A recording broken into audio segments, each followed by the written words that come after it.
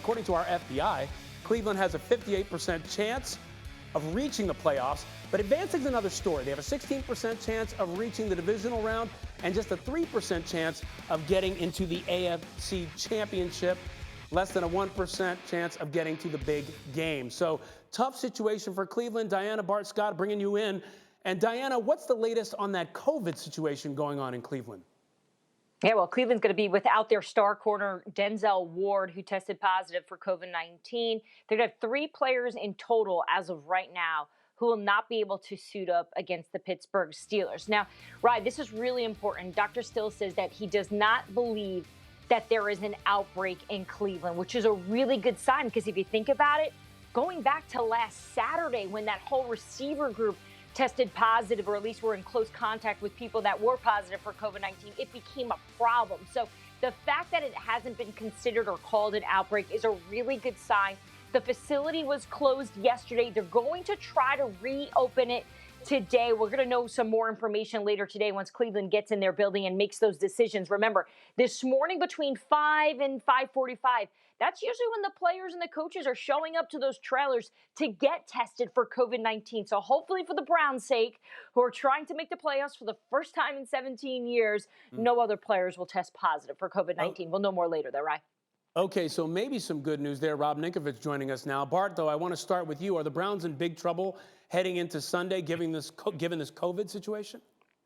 I mean, they are in huge trouble. I mean, could you imagine losing to the Jets and then losing to Big Brother not to be able to get in the playoffs? This is going to fall squarely on the shoulders of Baker Mayfield and his ability to really affect the game with his arm, not his legs. Last week, you think about how Nick Chubb and Kareem Hunt was shut down, and it was put in Baker Mayfield's hands. And listen, this is going to be huge for him in terms of him getting his 5th-year option picked up. Baker's going to have to show up, and he's going to have to show that he's a franchise quarterback. If not, there's going to be questions in Cleveland. And how is this? You let a man come off the toilet the week before and beat you, and then you come down and you lose to the Jets, and then you lose to Big Brother. The dog pound must feel like they're cursed.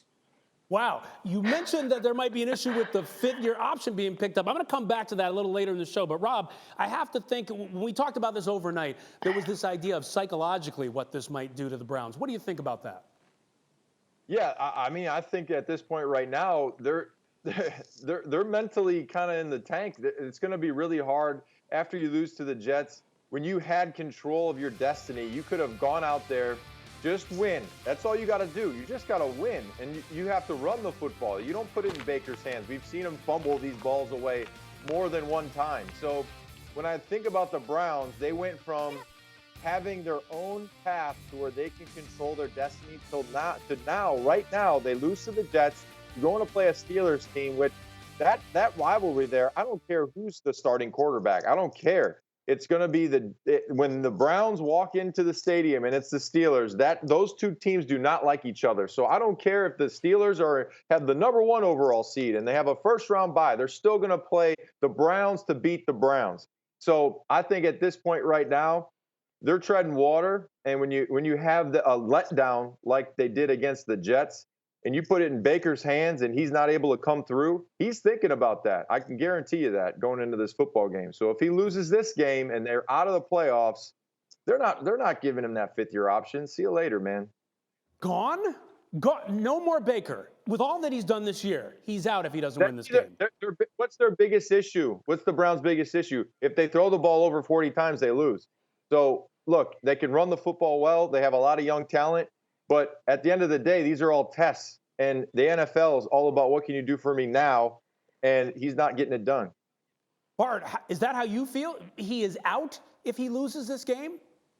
Listen, we talk about, Sam Darnold. We talk about Josh Rosen. We talk about all these quarterbacks that came in that class.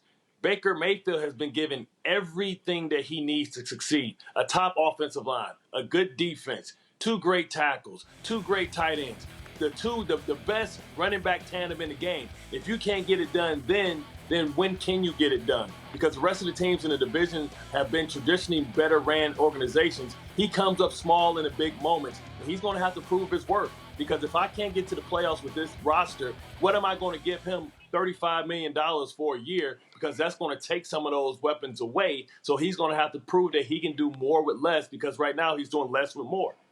I can't even imagine it. When you think about where we were this time last year, but still, when you think about where we were last year, the Browns going 10-6 behind Baker would have been like, really, what a success. And now we're talking about if he loses, he could be out. That is amazing. Thank you for watching ESPN on YouTube. For live streaming sports and premium content, subscribe to ESPN+.